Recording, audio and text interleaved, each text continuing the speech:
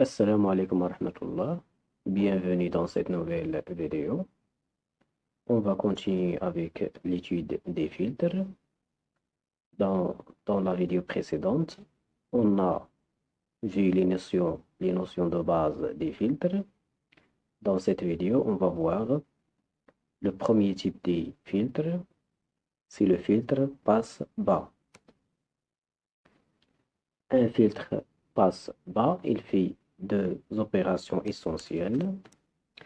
La première opération, laisser passer les composantes basse fréquence.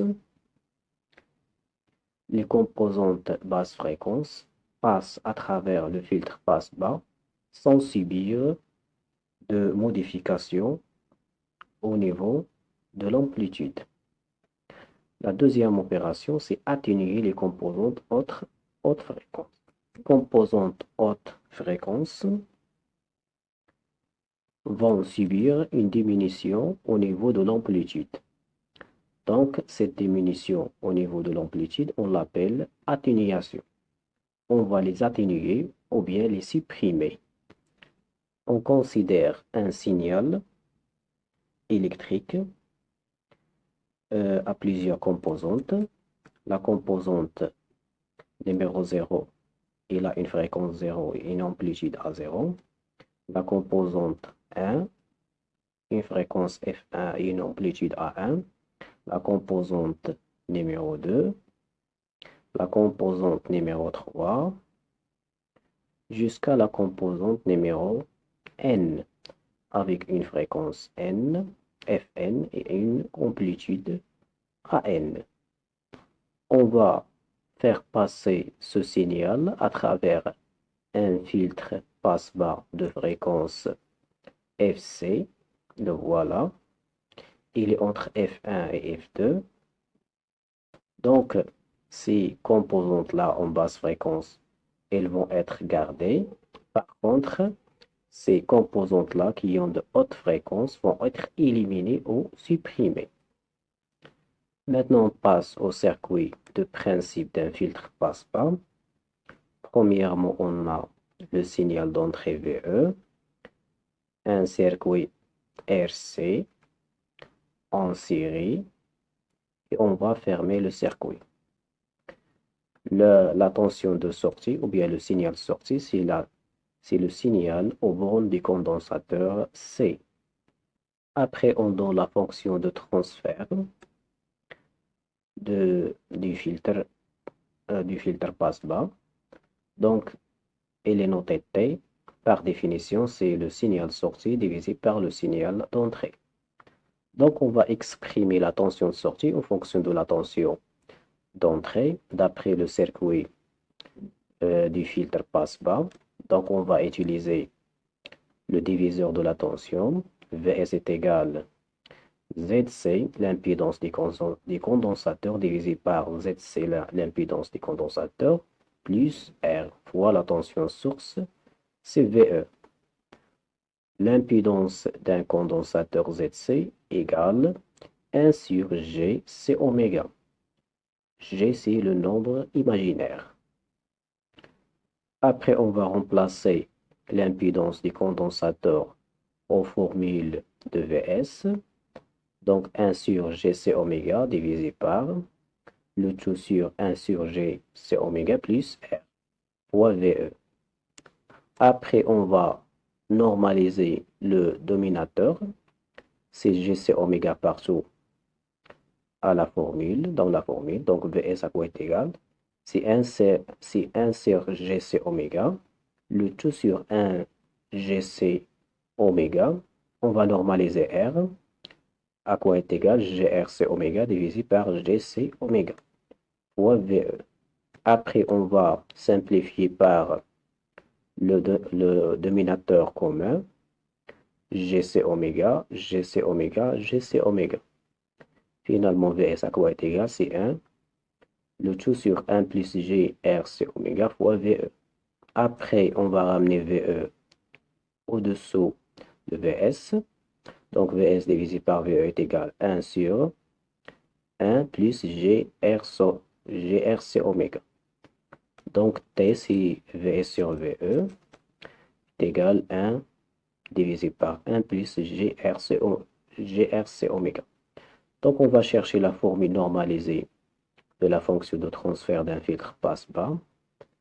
Donc, on a la fonction transfert, la formule de la fonction transfert T. Après, on va écrire RC de cette façon-là. Donc, mathématiquement, j'ai le droit de faire ceci. Après, je vais remplacer 1 sur RC par oméga 0. Donc, je vais obtenir que T est égal à 1 divisé par 1 plus G oméga divisé par oméga 0. C'est quoi oméga 0? C'est 1 sur RC. Et c'est quoi oméga 0? C'est la pulsation de coupure du filtre passe-bas passif.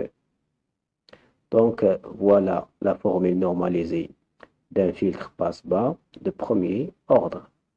Après, on va faire l'étude de la fonction transfert pour tracer le diagramme de Bode. Donc, on va faire l'étude asymptotique. Donc, on va chercher les asymptotes de la fonction de transfert. Donc, un asymptote, c'est une droite qui va nous servir pour tracer la courbe du gain et la courbe de phase du diagramme de Bode. Donc, pour trouver les asymptotes, on va donner à oméga des valeurs extrêmes. Donc, on va donner oméga est égal à 0 et oméga est égal à l'infini. Et on va voir à quoi est égale la fonction de transfert dans les deux cas.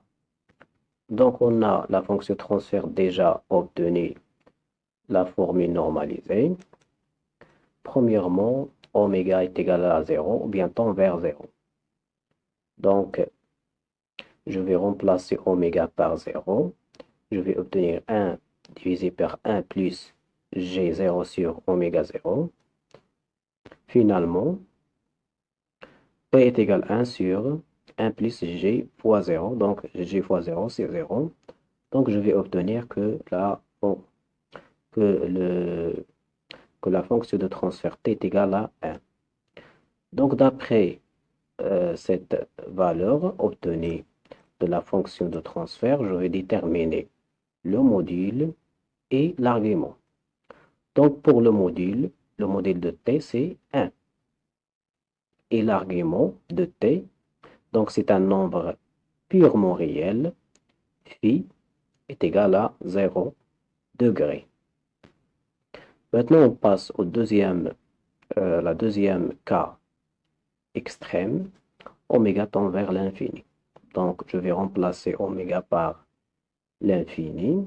Donc, j'ai l'infini sur oméga 0. Donc, l'infini sur oméga 0, c'est l'infini. Donc, 1 divisé par 1 plus g, l'infini. Donc, l'infini par rapport à 1, c'est l'infini qui est plus grande. Donc, je vais supprimer 1. Après, je vais mettre le g, le nombre imaginaire, à la ligne, égale moins g, 1 divisé par l'infini. Donc, 1 plus 1 sur l'infini, c'est 0. Donc, je vais obtenir que la fonction transfert t est égale moins g, le nombre imaginaire, fois 0. Donc, le module de t, c'est 0. Et l'argument de t, on a moins g, c'est 80 degrés, et avec le signe moins. Donc, l'argument, c'est moins 80 degrés. Après, on va prendre une valeur intermédiaire entre 0 et l'infini. Je vais prendre oméga est égal à oméga 0. Donc, je vais remplacer oméga par oméga 0. Je vais obtenir oméga 0 divisé par oméga 0. C'est 1. 1 fois g, c'est g. Donc, après simplification de ce nombre imaginaire, je vais obtenir que t est égal à racine de 2 sur 2, le tout fois racine de 2 sur 2 moins g, racine de 2 sur 2. Donc, le module de t, c'est racine de 2 sur 2. Et l'argument, c'est moins 45 degrés. On va tracer le diagramme de bord. On a deux parties, le diagramme de gain et le diagramme de phase. On va commencer par le diagramme de gain. Donc voilà le diagramme de gain en décibels, T en décibels en fonction de la pulsation.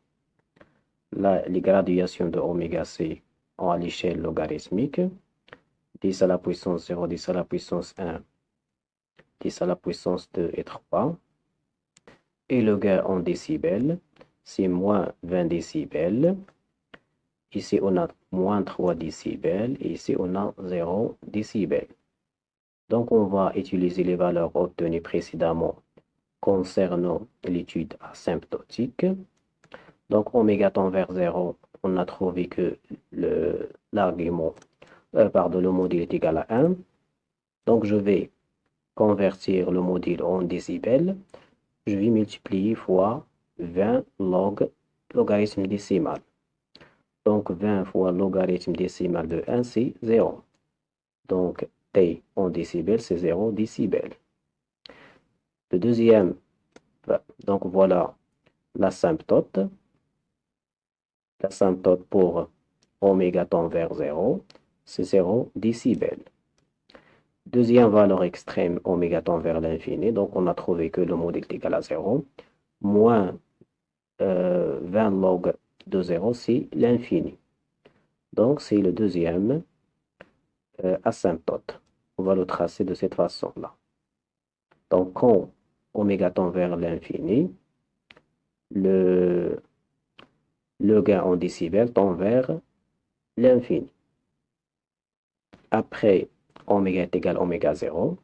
Donc, le gain dans ce cas, c'est le racine de 2 sur 2. On va le convertir en décibels. On va multiplier fois 20 logarithme décimal. C'est moins 3 décibels.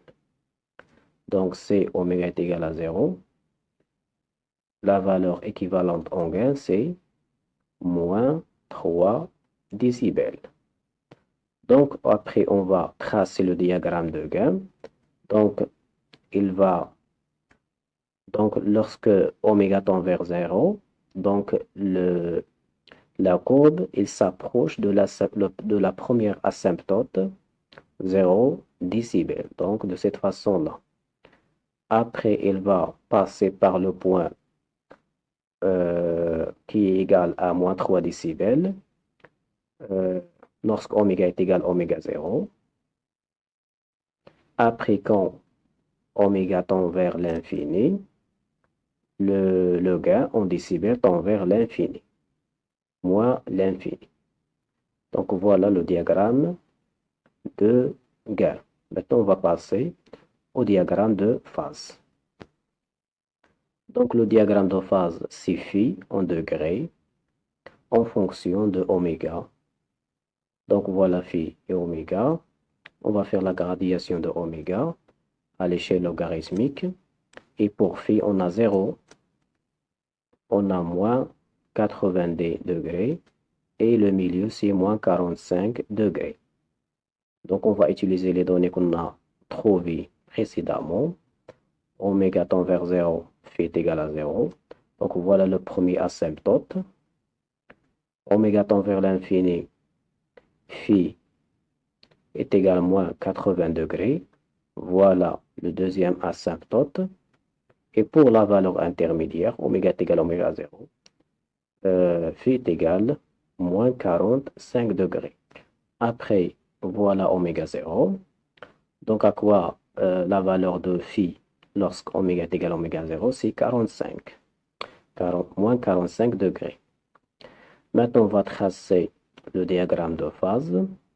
Lorsque oméga tend vers 0, la valeur s'approche de l'asymptote 0. Après, elle va passer par la valeur moins 45 degrés lorsque oméga est égal à oméga 0.